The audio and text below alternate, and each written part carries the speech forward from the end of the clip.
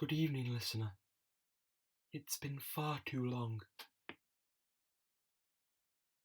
The situation here on Epsilon has deteriorated substantially, and there are reports that the councilwoman may once again consider imposing martial law due to the volatile circumstances, particularly surrounding the pulsating, ominous, and completely opaque blob uncovered during the ongoing renovations of the city centre for the independence preparations next week.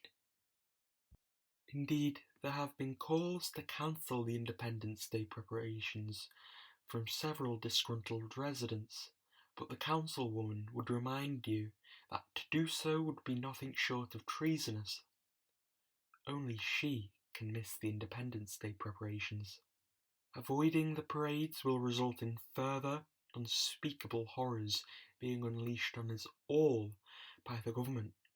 Far worse, listener, than the opaque blob, including, but not limited to, angry old people from District 26, far too many coins of the lowest denomination possible, statues of your deceased rivals, and miscellaneous unspeakable horrors, apparently.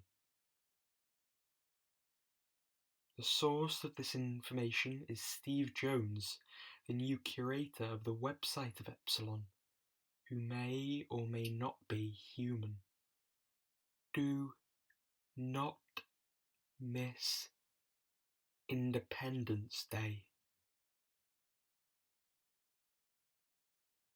Moreover, listener, Make's mutated flying pest corporation has monopolized all industries in Epsilon, save for a few independent businesses operating here and there.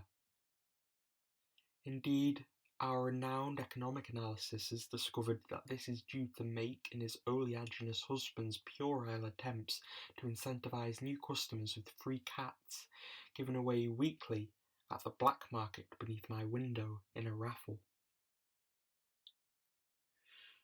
One of the few businesses that remain open, listener, is Bobby's Bar, renowned for its famous wings, which it currently does not sell owing to the supply shortages, as well as state-of-the-art cabaret performances, and more recently, deeply suspicious happenings that may or may not be a crucial part of the councilwoman's uncontested election campaign.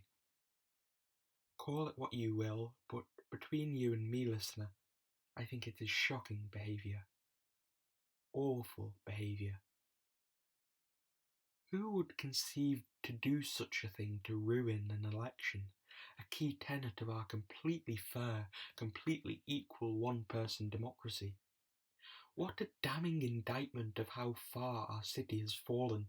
How can we contrive to damage what few assets we have left? How can we...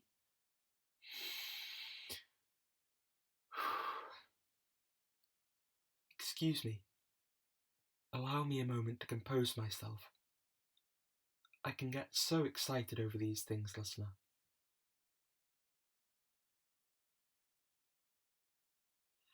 The establishment is owned by Robert Gutierrez, known almost unanimously by the mononym Bobby.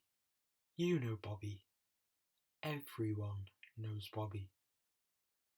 As I mentioned in a previous broadcast, he's got no skin, may or may not be dead, and takes enormous pride in his massive top hat collection of no fewer than 50 items which lately he has become accustomed to never wearing. Instead, he merely gawks at his collection, his mouth wide open, his eyes in a trance, chanting, "Top hat. It is in the top hat. Behold the top hat."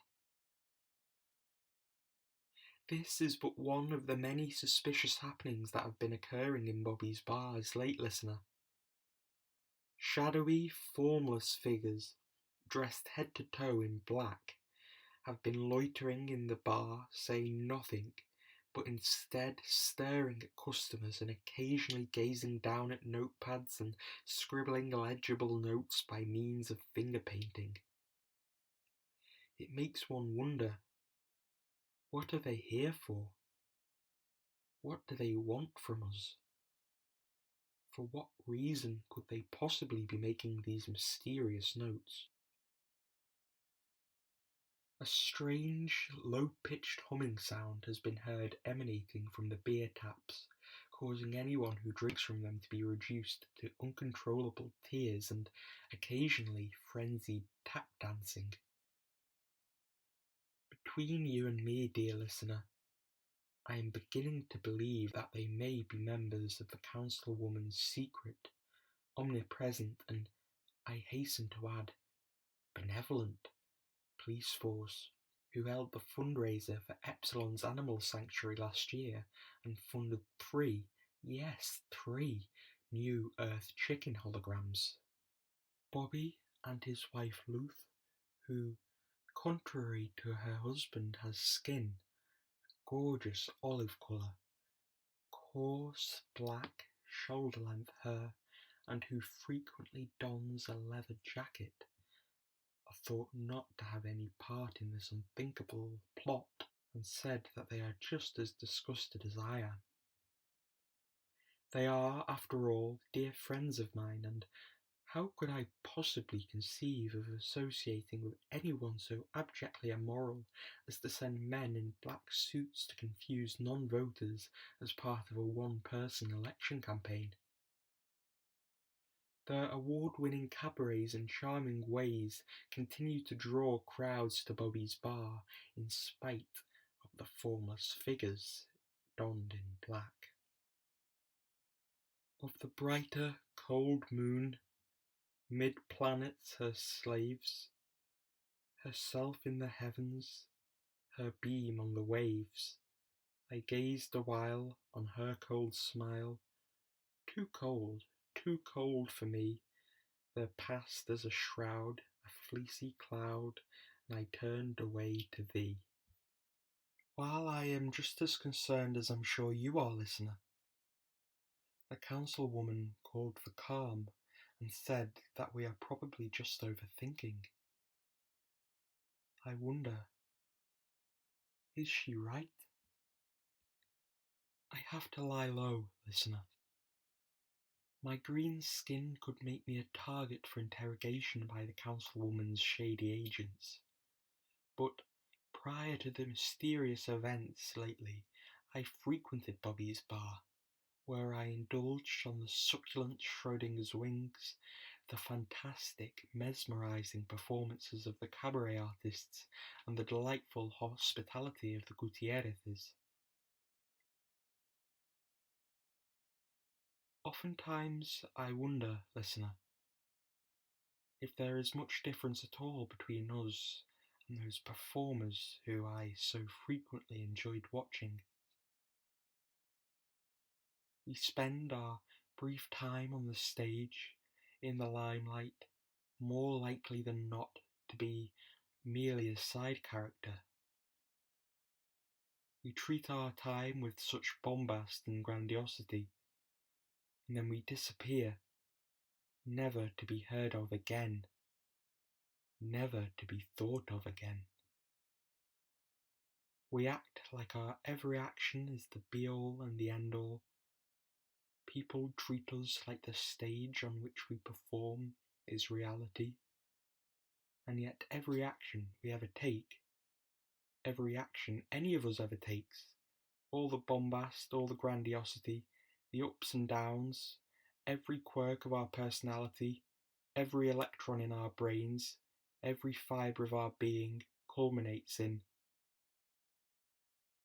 nothing. Aside maybe from being a side note, a brief mention in someone else's performance. Despite this though, dear listener, as illogical as it may seem, as ridiculous as it may sound, I would feel so much more complete spending my brief moment on the stage with you. Good night, listener.